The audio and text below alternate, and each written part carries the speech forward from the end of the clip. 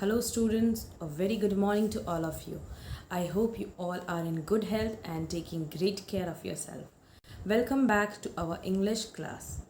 As you know, students, that we have started chapter number 21, that is kinds of sentences from your Collins English Grammar and Composition.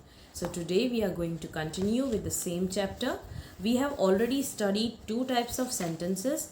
The first one which we studied was assertive sentence, right? What is an assertive sentence? It gives information. We put a full stop at the end and we start it with the capital letter, right? So we have studied that. We also studied that a statement or an assertive sentence can be positive or negative. Then yesterday we studied about interrogative sentence, right? Interrogative sentences consist of questions. So we put a question mark at the end. Last में क्या लगाया जाता है? Question mark लगाया जाता है. और उसमें दो टाइप के क्वेश्चंस इंक्लूड होते हैं. एक होता है WH वाला question and the second thing is yes और नो क्वेश्चन, राइट, जिसके आंसर ईदर येस होता है या फिर नो होता है. And we also learn how to form the question, right, जिसके अंदर आपको ऑक्सिलरी वर्ब मिलते हैं, जैसे कि ये जो वर्ब्स है, right, is, am, are, was, were, can, could, may, will, would, right. So these are the auxiliary or the helping verbs you can say which are already present in the statement. अगर मान लो कि ये सारे sentences present है, जैसे कि ये वाले जो सेंटेंसेस है सब में है, राइट, तो उसके अंदर हमको सिर्फ वो ऑक्सिलरी वर्ब को पहले लाना है and then we are going to place our subject and the rest of the portion is going to stay same or as it is. But मान लो कि अगर आपके सेंटेंस में is, am, are, was, were या फिर can, will, might, may, would, should, shall, ये सारे वर्ब्स नहीं हैं, सिर्फ एक्शन वर्ड है, तो आप क्या करोगे, राइट. तो जब आपके पास ऑक्सिलरी वर्ब्स नहीं होते हैं सेंटेंस में, at that time you have to use these three auxiliary verb, do, does और डिड, जिसके अंदर डू और डज हम यूज करते हैं प्रेजेंट टेंस के लिए, right, we have already studied. And we use did for past tense. Specifically do हम किसके लिए यूज करते हैं? फर्स्ट पर्सन के लिए, सेकेंड पर्सन के लिए एंड थर्ड पर्सन प्लूरल के लिए, राइट. और डज हमें यूज करना होता है सिर्फ थर्ड पर्सन सिंगुलर के साथ. एंड जो वर्ब रहता है उसके साथ वो हमेशा बेसिक फॉर्म में ही आ जाएगा, मतलब जो पहला वाला फॉर्म होता है बेस फॉर्म, राइट, वही वाला फॉर्म आ जाएगा. Either it is singular sentence और अ प्लूरल सेंटेंस, जो भी है you just have to use the base form of the action verb. And if the sentence has, have और हैड, इन तीनों में से अगर कुछ भी होता है, if the sentence has, have और हैड, राइट, सो उसमें भी हमें डू, डज और did according to the tense use करना है. लेकिन मान लो कि आपके सेंटेंस में हैज़ है या फिर हैड है, राइट, सो जैसे कि मैंने आपको लास्ट टाइम समझाया था, we have to turn it into have. फिर वो डज हैव हो सकता है, डू हैव हो सकता है या फिर डिड के साथ भी हैव ही आएगा, ठीक है. And I gave you the exercise, so we are going to check the answers for it quickly and then we would be moving ahead with the next topic, right. So let's see the exercise. We have already done two. I showed you yesterday itself and I gave you the rest as homework, so we are going to check it right now. Okay, so as you know that the first one is done. This pen is yours, uska answer tha is this pen yours, right. And she will go to New Delhi tomorrow. As I told you, यहाँ पे हमारे पास will जो है वो हमारा auxiliary verb है, तो हम आंसर लिखेंगे will she go to New Delhi tomorrow and then question mark. Now let's see the third one. Dhanush is coming home tonight. So here students we have an auxiliary verb that is. So we can make a sentence, we can make a question using is. पहले लिखेंगे, उसके बाद हमारा subject is Dhanush. Then we have to write our verb, right, main verb जो है वो is Dhanush coming home tonight, and then question mark. Don't forget to put the question mark at the end, okay. Now let's see the next one. David was playing badminton yesterday. Now here again students we have was which is an auxiliary verb. तो हम question बनाएंगे was को लेकर. पहले was, उसके बाद David जो हमारा सब्जेक्ट है. Then we are going to write verb. Was David playing badminton yesterday? Please don't mind my handwriting because it's on the screen and that's why it gets dirty. So was David playing badminton yesterday? Now let's see next one. Nandini is singing as sweetly as a cuckoo. So here if you say हमारे पास auxiliary verb या फिर helping verb जो है वो is है, तो उसको हम आगे लेके सेंटेंस बना सकते हैं. Right.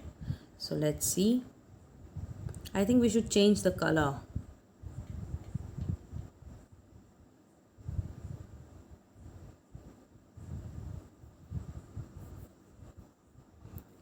Is Nandini singing as sweetly as cuckoo, and then question mark. Right. Okay, now let's see the sixth one. You have been to Agra many times. Now here students, if you notice we have the verb have been. Right. तो यहाँ पे been जो है वो हमारा main verb है और have जो है वो ऑक्सिलरी वर्ब का काम कर रहा है, मतलब हेल्पिंग वर्ब का काम कर रहा है. Right. So we can use has और हैव और had as an auxiliary verb for making a question, but only at that time जब वो मेन वर्ब का काम नहीं कर रहे हैं. जैसे कि आपने अगर ये वाला सेंटेंस देखा हो, श्वेता हैज़ मैनी पेंसिल्स. सो यहाँ पे हमारे पास हैज़ के अलावा और कोई वर्ब है ही नहीं.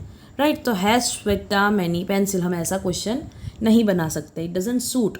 इसीलिए हमको डज यूज़ करना पड़ेगा. राइट. लेकिन ये जो सेंटेंस है हमारे पास सिक्स्थ वाला, you have been to Agra many times.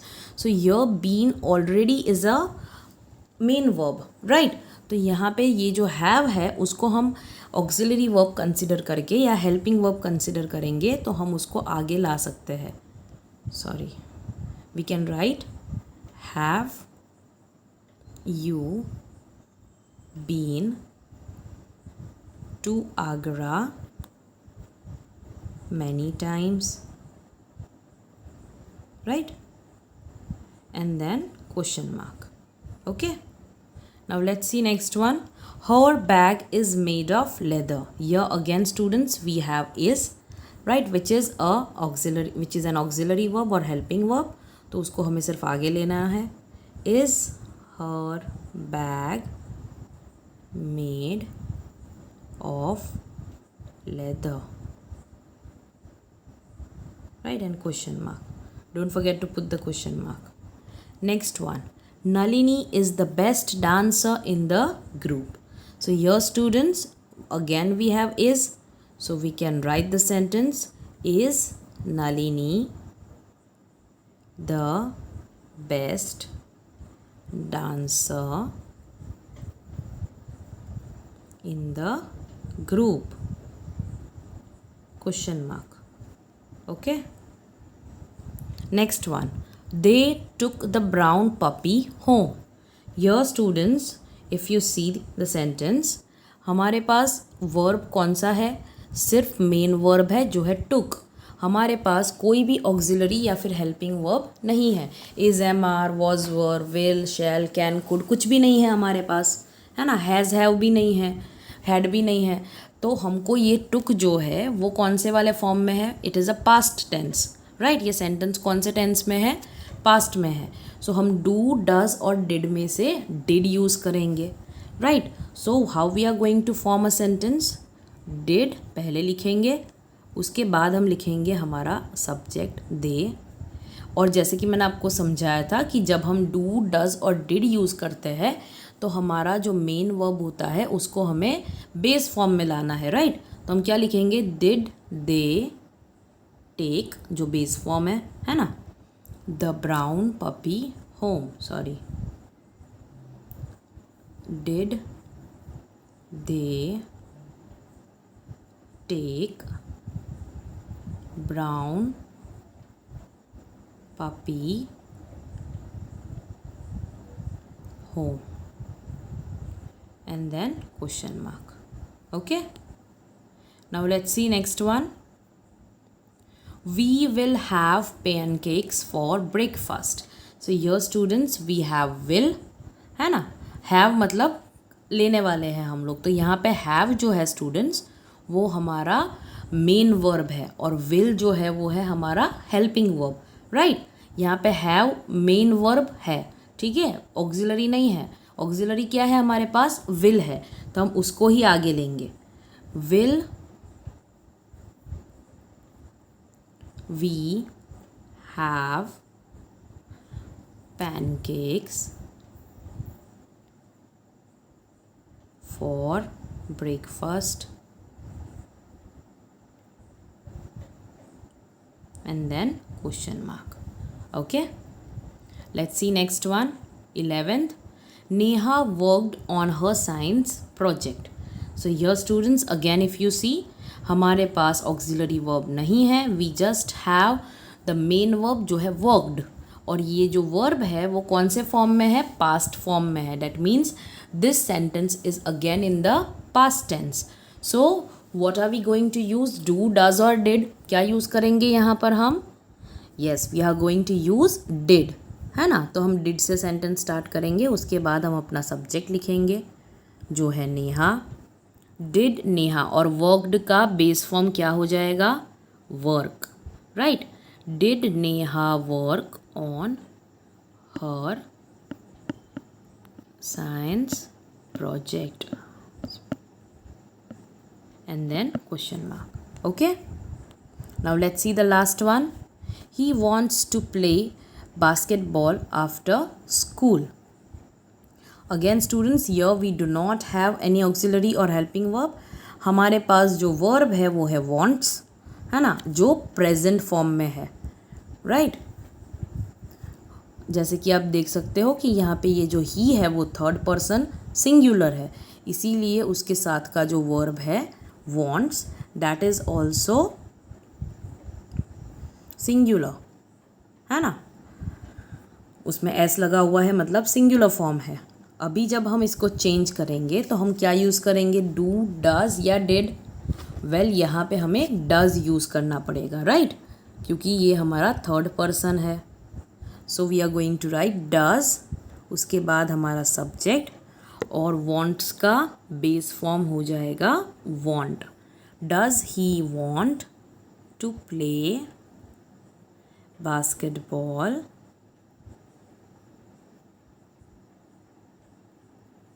after school? Then question mark. Okay. So यहाँ पे प्रेजेंट टेंस था इसीलिए हमने डज यूज़ किया और ही है थर्ड पर्सन सिंगुलर इसीलिए डज यूज़ किया. और जो हमारा वर्ब है उसको हमने वापस बेस फॉर्म में ले लिया. ठीक है. सो स्टूडेंट्स आई होप कि you are clear with this exercise. I will send you the PDF once this chapter is over. सारी एक्सरसाइजेज मैं आपको भेजूँगी. You can write it down in your textbook itself. Okay, now let's see the next topic, which is exclamatory and imperative sentences. Okay, so let's see the exclamatory sentences, students. Exclamatory sentence means the sentence which is used to show your feelings या फिर emotions. हम normally जब बात करते हैं at that time our expressions are seen on our face, right, in our eyes.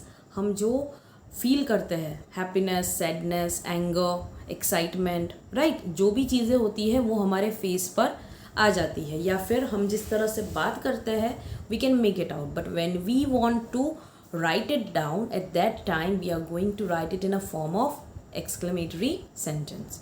So an exclamatory sentence is used to show strong feelings of surprise, sadness और happiness. और उसके एंड में हमको क्या लगाना है? Exclamation mark. Right. This is the punctuation which we are going to add at the end of the sentence to make it an exclamatory sentence. अभी जो एक्सक्लेमेटरी सेंटेंसेस होते हैं वो मोस्टली वॉट या हाउ से स्टार्ट होते हैं, ठीक है। जैसे कि यहाँ पे एग्जाम्पल दिया हुआ है, how happy I am to see you, right, how happy I am to see you, what a beautiful picture, right, what a beautiful picture. Here they have used what. And third one, what sad news it is. Again they have used what, right. जैसे कि normal sentence अगर ऐसा हो, it is a very sad news, right, तो हम उसको exclamatory में जब कन्वर्ट करते हैं तो हम what लिखेंगे सबसे पहले, उसके बाद जो हमारा सब्जेक्ट है वो लिखेंगे, राइट। अभी जैसे यहाँ पे सैड न्यूज़ है, वो न्यूज़ के बारे में बात कर रहा है, इसीलिए वो लिखा है। उसके बाद it which is our subject, and the last thing they have written is our verb, okay. And command और imperative sentence. Imperative sentences includes three things, okay. It includes a request. उसके अंदर कौन कौन सी चीज़ें आती है imperative में? Request आता है, कमांड आता है, and we also have advice, ठीक है। I'm not able to write it over here, so the third thing would be advice. so जो sentences request के फॉर्म में हो, कमांड के फॉर्म में या फिर एडवाइस के फॉर्म में, then those sentences are considered to be imperative sentence. क्योंकि imperative और assertive sentence में बहुत ज़्यादा difference नहीं है. in the form you can say the way of writing those sentences, okay. when you write an assertive sentence, उसमें भी आपका पहला लेटर जो होता है वो कैपिटल होता है, वो तो मोस्टली सब में ही होता है, और उसका जो पंक्चुएशन मार्क है लास्ट में, that is full stop. The same rule goes with imperative sentences also. Imperative में कभी कभी हम लोग एक्सक्लेमेशन मार्क लगाते हैं, but that happens in the rare case. Mostly imperative sentence भी फुल स्टॉप से ही एंड होता है, ठीक है. लेकिन आपको ये चीज़ याद रखनी है कि अगर वो सेंटेंस रिक्वेस्ट के फॉर्म में है, if you are making a request, or if you are giving a command, right, or if you are giving an advice, then it is considered as an imperative sentence. For example, please help me find a home for this puppy. So here you are requesting somebody to help you, right? So here please, that means it is a request. Stay away from the door. So here this is a command, right? आप किसी को order दे रहे हो, stay away from the door. So this is a command and it is considered to be imperative sentence. You should obey your elders. Now this is an advice, right? ये क्या है? तीसरा वाला advice है, और ये advice भी हम किस में consider करते हैं? We are going to consider it as an imperative sentence. Okay? So students, I hope कि आपको चारों टाइप के sentences clear हो गए हैं. Assertive, interrogative, exclamatory and imperative sentences, right? So now we are going to carry out exercise D. Here we need to read the sentence and write whether they are assertive, interrogative, exclamatory or imperative. Assertive के लिए हमें A लिखना है, interrogative के लिए I, exclamatory हो तो E और imperative हो तो I am. So let's do the exercise. Okay, let's see the first one. What are you doing here? What do you think students? इसके end में question mark है, तो ये कौन से फॉर्म का सेंटेंस हुआ? Interrogative. How many pets does Radha have? Now this again has a question mark at the end, so it is interrogative. Both the sentences are interrogative, first and second. Now third one, do not pluck flowers from the garden.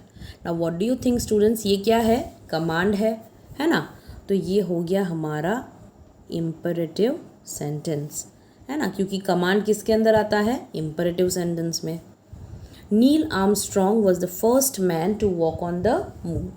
Now this sentence is just giving information, right. ये सिर्फ information दे रहा है, इसीलिए ये है हमारा assertive sentence. Fifth one, the sun is a hot ball of gases.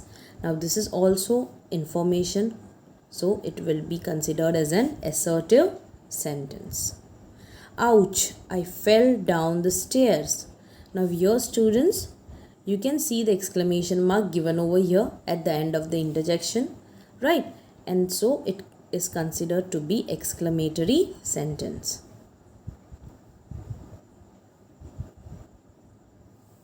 Let's see the next one. You should not play with knives and matchsticks. Now this is a kind of advice, right, given to the small children. So this can be considered as imperative sentence. Okay. And last one. A bus is bigger than a car. This is again only information which is given in a form of statement, and so it is an assertive sentence. Okay.